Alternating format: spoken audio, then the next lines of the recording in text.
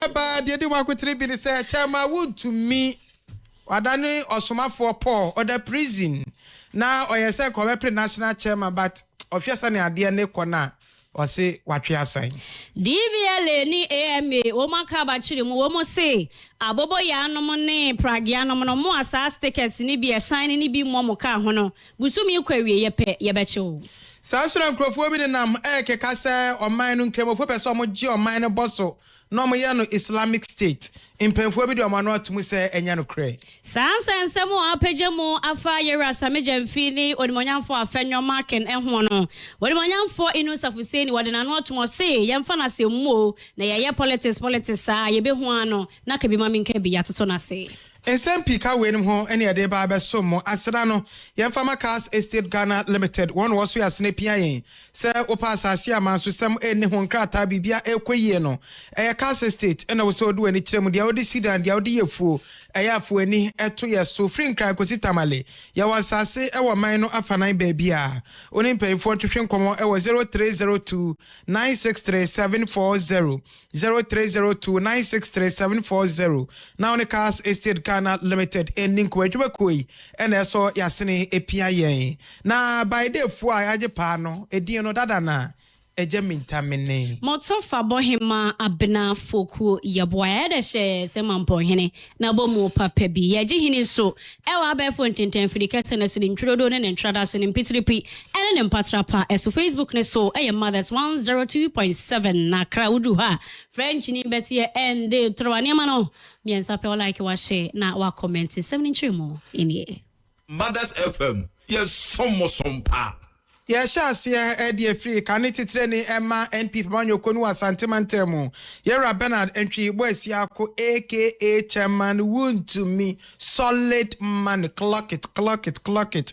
Yaka say, Chairman, Neni Abrepa, Ewo and someone prison 20 years, and I okwa severe. Na Nanka yenye ni chiase or ye campaign de say obey national chairman ama NPP ama nyokuo nanso akoba ni say ye no na bi cry kekase wakofa forms e bi kekase oguso aye campaign from prison no mo ne ade na krata epiedwa nia okasama Dr. ni okasama chama wuntumi eye Eradua Coleman o kire se chama wuntumi kiremu a ompese obey adesoa e de ama NPP ama nyokuo no na ebi ebetimi aha o mabato no ne ade ni senti twam no pam no sunsum ne pe na nso pedua no ayemre se ye ne da ekoso ya ne pitrim se enya ade a obekoso a apre se wo begina abeye titire de ama NPP amanyokuo no ye ko yenim ewo 2028 abato ne mu na afi wahwe se obetimi age akunya de free NDC fo nsem no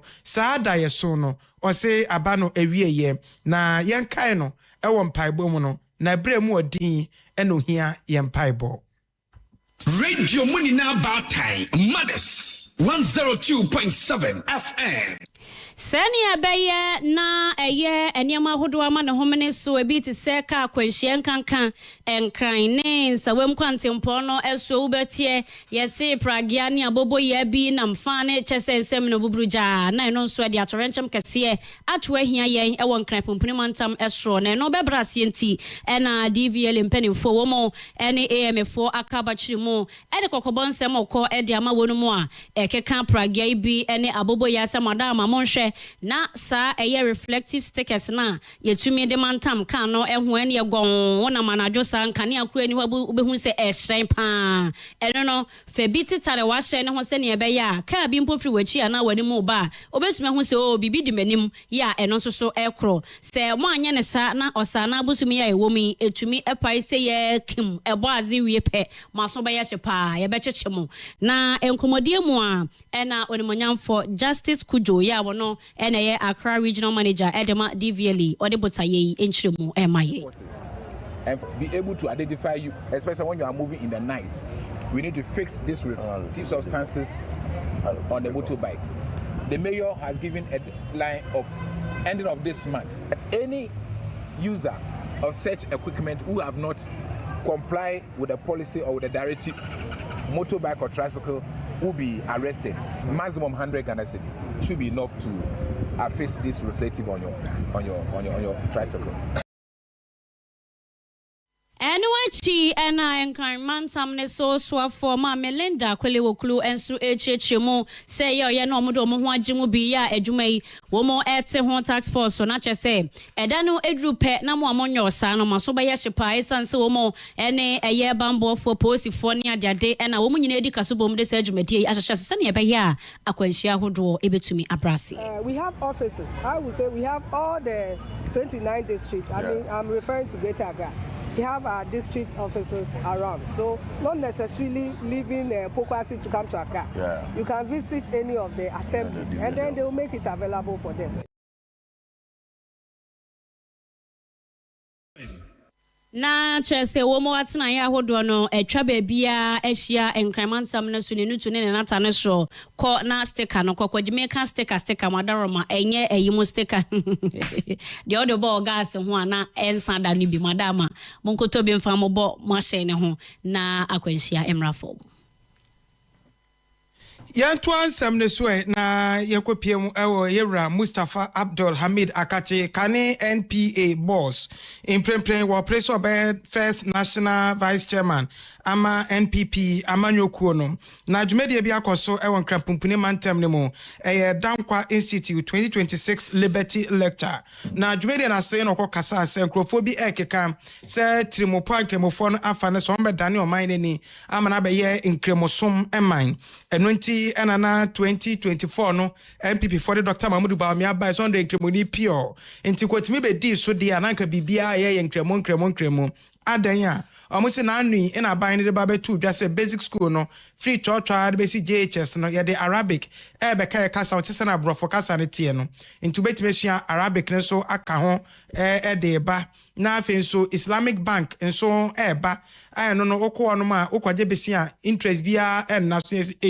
ene say ba ne sa dodo na be ka so be ko Islamic Bank na je say nkremosum na ne de so man ne ko an sa na enum na Mustafa Ahmed ka sansem no enye no credit biara da fi say o hwe 2024 aba ne ye to ye na wo Mr. Dr. Mahmoud Bawumia nkremoni de na so o hwe constituencies ahodo a nkremofo na wo hododo pa na omkra no omo antom Dr. Mahmoud Bawumia ebi ne Ayowaso East Ayowaso North Asanwase Adwura Tamale North, Tamale Central, Tamale South, and a Sagnerigu, a hodie, incredible to and a tower, is all crown. Dr. Bawumia is a poto. Ever honum, today, let's say, yet in Cremo Eshe or Minecon. Bawumia has been presented. This will be the second time the MPP is presenting him, isn't it?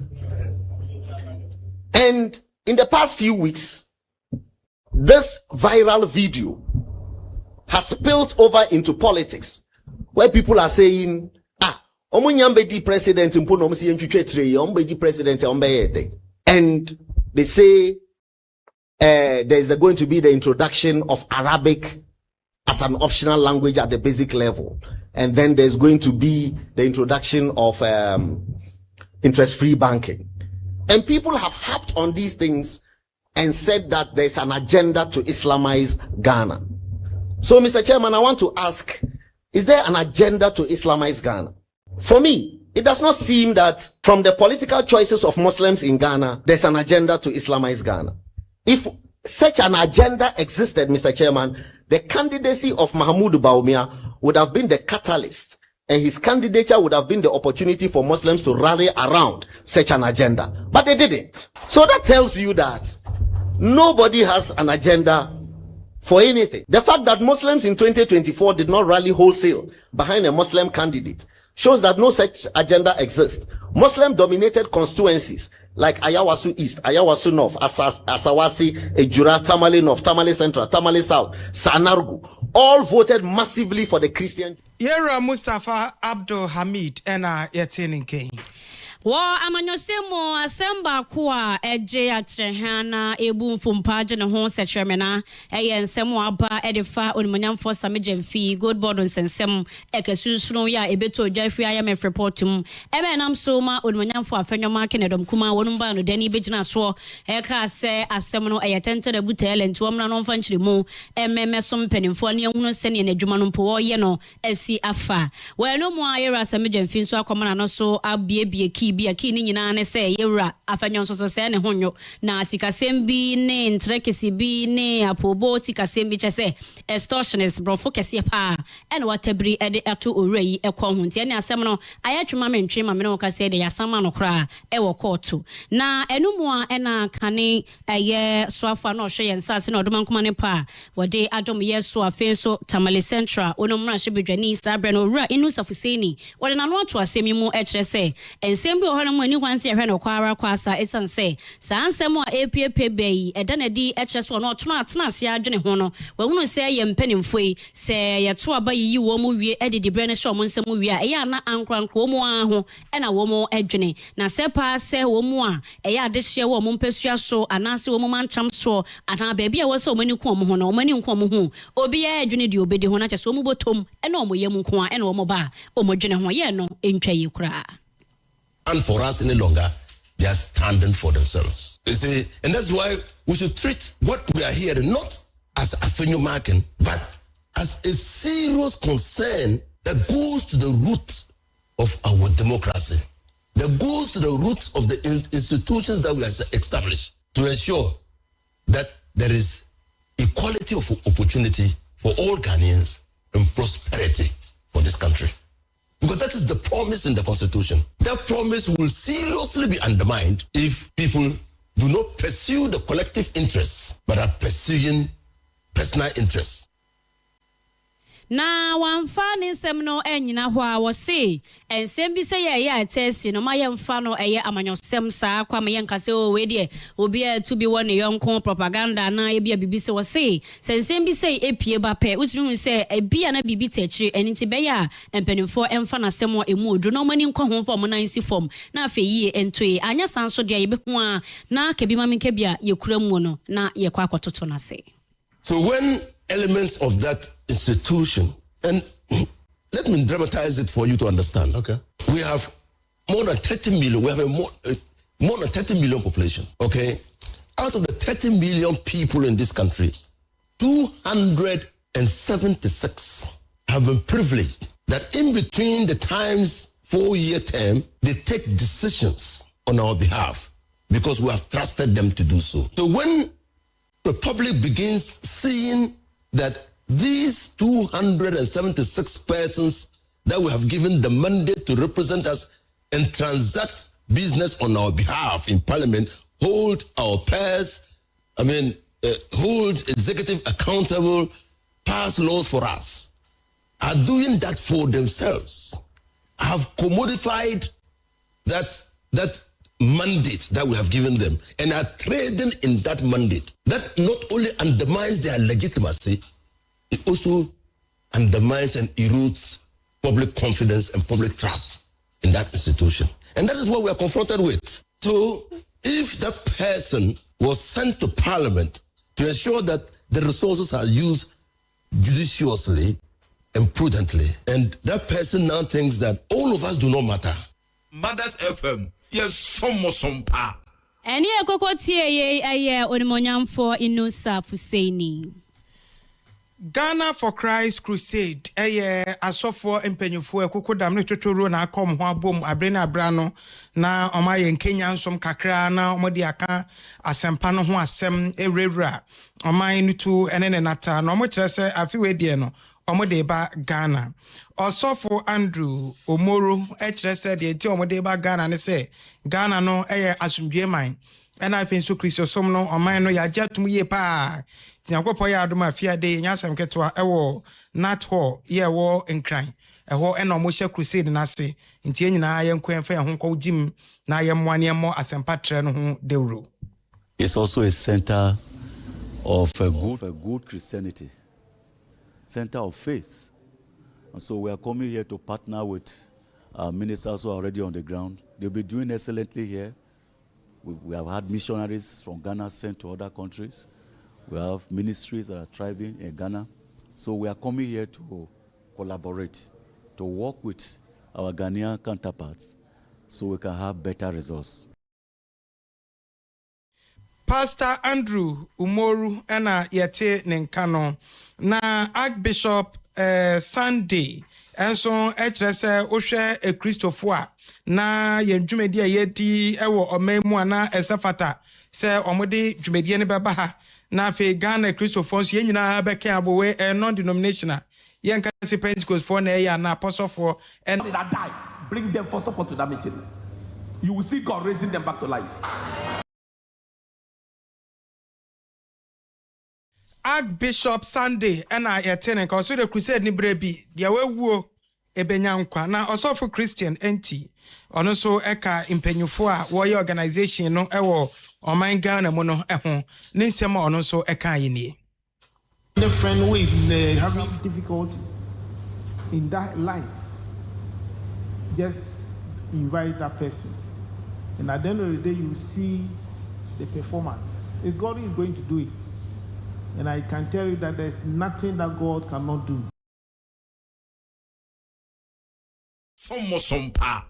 Ade bia ni wa onyankopon entimi enye. Ewisiafo kasebo yemfa yeni entremu enso ewo da mango ye no ewo savannah mantam no eso ye de ani tremu wo hode enche bia ena ye de story bi ebesom mo echese sebi adehia wonom so ewo eye hunger line community ni mu no sebi ajanan bia mpanifo mo ni mu a wo mo ja wo nan ewo so no epe nipa ekum no nje se utumi hu se ayehu pa enyadwira ebedwira agu nipa so eno so kwada nche ho bola ahodo ye gugu ene eho enka bi ne ade efifiri ba no worum atwa hwahia no sebi preduasa enye sunsuaso bone e wo wonum apomodene mu ensensem eso tia ne adaroma wonum srempanimfo se wo ma won sraban mu emeko wonum emmoa asemi to honom a na assembly no a wonum ewo eye West Gonja municipal honom no a wo mo ne eye environmental health unit ewo honom enso so ekaba chirimo ede wo nan si form ewo asemi ehu emprempren de saa ya ne no asebi preduasa na esi honom no aye hu no wo matumi akwakodwiri eho bola ne adade nyina wo mayiyi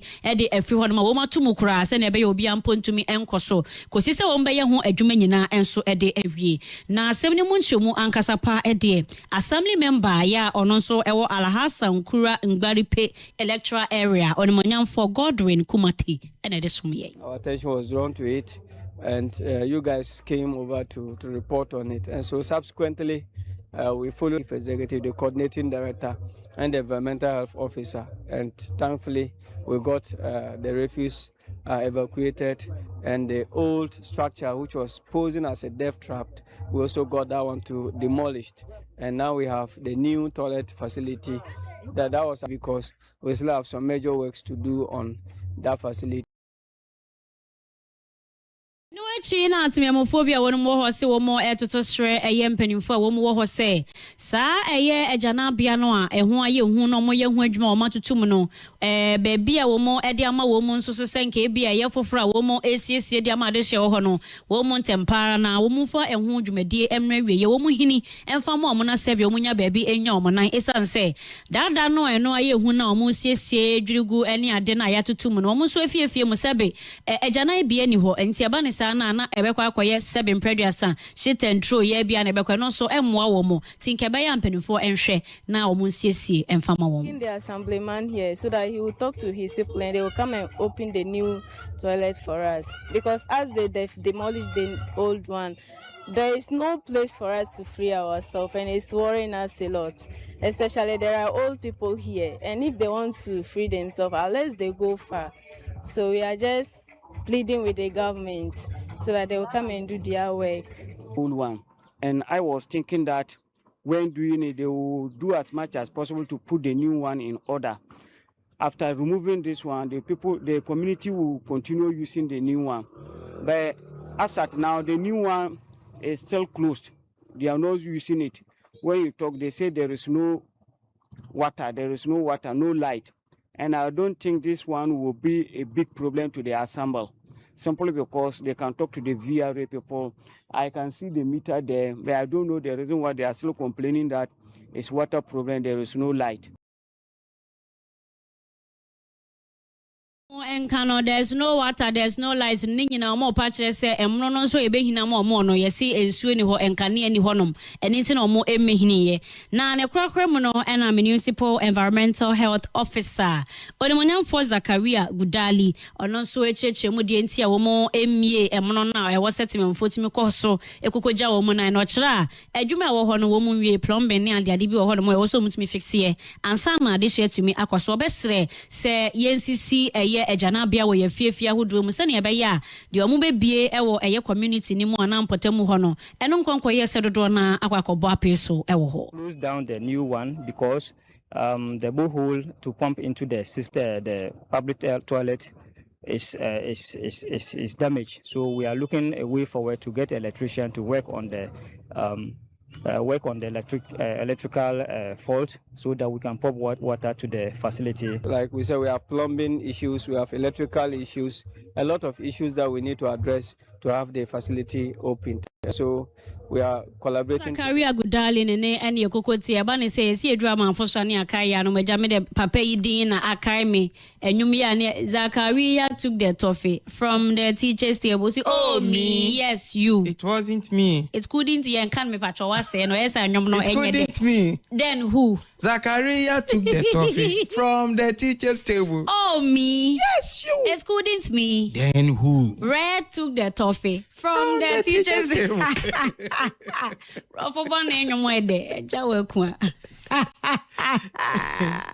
Ewusafo ya fakasi abonu ko dwedie mu ensensem emu na aban no etintim emre bi efre no Virtual Asset Service Providers Act 2025 Act 1154 ni nyina no eye enyapade ahodo a ewo online say yesika mobile money no money ade afi yen a etwa bet no yesika na ewo online no and afi cryptocurrencies ahodo no ni nyina ejapade ahodo a ewo online na aban etintim ho nkrata ye ba behwe na bo sa sika ni nyina eho ban amayen na Bank of Ghana penya wodano Dr. Johnson Esiama Apau Committee a won ena wo ba behwe sa dwumedien eso Virtual Asset Committee no de atomanim se won hwe nya dwuma bitibiti emwa na ne mbiti se money laundering ena fe so no emimfo a omodi sika fa ba efo no so e de mankrofo wa ha na omodi de atutra asem no sa na emani nyina no ye betimi esia no na fe yen a ye de yesika gu invitation fidie ne so no ometimi abo ho ban amaye. Inauguration this afternoon therefore marks an important transition from the enactment of the legislation to the establishment of an effective, coordinated and sustainable virtual asset regulatory framework in Ghana. As we inaugurate this committee this afternoon, I urge all member institutions to approach this mandate with the seriousness that it deserves. The pace at which virtual assets and digital finance are evolving globally, this leaves us little room for a passive approach.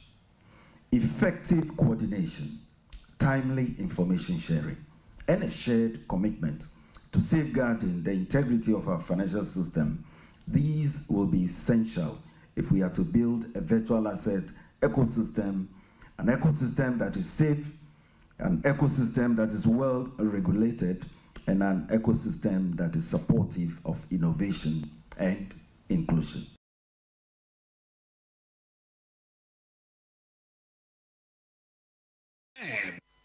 Dr. Johnson Esiama Amrado out the Bank of Ghana no na yetini king. Energy and Green Transition Minister Dr. John Abdullah Janapo na hukopiemo ewo jumedie ebiase ena ode ensem etudwa HSA sa asanya hodo no ye charge ne yemfa eyefango engum na etumi akọ abano aban eye ho hyehye se ne ebeya stations ahodo mbetumi a charge sa ahyen ne nyina no no wo monsa betumi aka na prempren wo mo de ho hyehye de bi akọ eye parliament ya wo mo twempanimfo animu so mbetwe ho dare na afi o mbepe ho pomasibre ede amom ansa na omoto ho anamon esan se ne mekeka kono wonu mu ekurekura bibia ya wode ko charge ne ade no eno so enom enyenam ne pa ye no emmo antie ne omo hwani mu e waban enhyeso ye ho. There's legislation before Parliament to regulate EVPK usage and how we charge them, and there's a reason. We observe a certain trend. People seeing that opportunity have started setting up EV charging stations, and with new technology in 5 to 10 minutes, you are able to charge your EV vehicle. But that will consume a lot of electricity. And so what we witness is that people set up EV charging stations and immediately the transformer gets blown. So what we are saying is that you would need permission to set up that EV charging station from the Energy Commission. That gives us the opportunity to reinforce a grid, install more transformers, so that by the time you are ready, we can accommodate your charging station. Other than that, it will keep collapsing the transformers in that vicinity or locally. Nano CEAP and Executive Director and so at the Africa Center for Energy Policy on Munyan for Ben Boache at the Nano Disem Etwaso. The government of Ghana, under the instruction of the Honorable Minister, to renegotiate the IPP contracts that we have to make them more sustainable. That work contributed to saving approximately $250 million and debt on debt and about $7 billion for future payments and commitments. These are significant numbers, but the broader lesson is perhaps even more important. Reducing the cost of energy does not always require another power plant. Significant savings can sometimes be found in contracts, financing arrangements, risk allocation, and the assumptions underpinning infrastructure that already exists. Madas FM 102.7.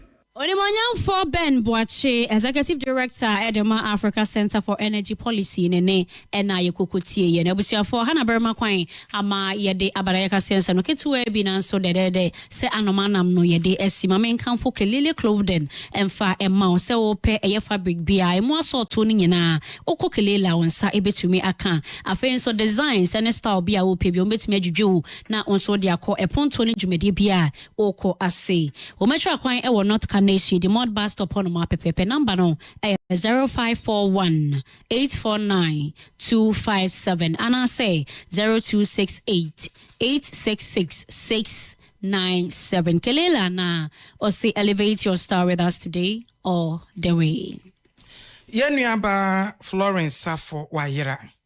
Na yesi 24th August ni munen and samuho ena ofrifie besi se ye kase no omai. Ofrifie beye 10:30 anopanimu ho. Abofra ya kana semi wenya 12 years o wakakra o height. Afi o etuntum asante tuntum ni bi. Omote kaswa ofa ko. Na ne maame ade comfort safo.